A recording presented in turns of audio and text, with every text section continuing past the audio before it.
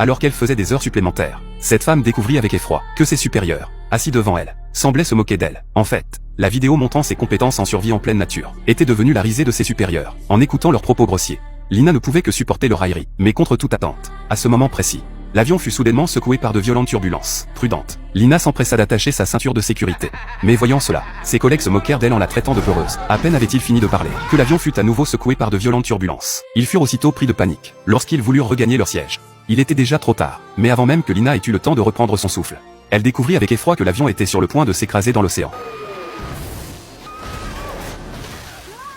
Voyant l'eau de mer envahir sans cesse la cabine, Lina, terrifiée, s'empressa de détacher sa ceinture de sécurité.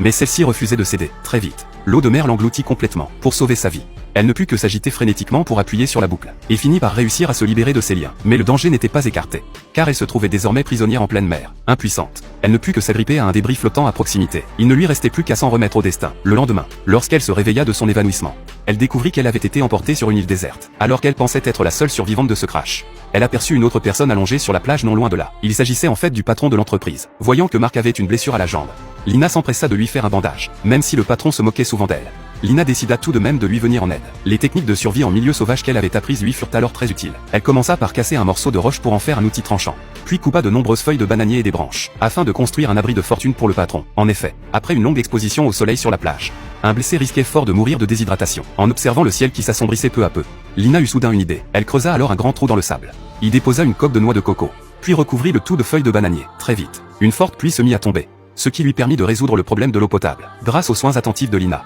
Marc finit par reprendre conscience. Mais à son réveil, non seulement il ne remercia pas Lina, mais il lui ordonna même d'aller immédiatement chercher de l'aide. Mais Lina estimait qu'il devait d'abord trouver des provisions pour assurer leur survie. Elle se mit alors à frotter des morceaux de bois pour faire du feu. Après quelques essais, elle réussit enfin à allumer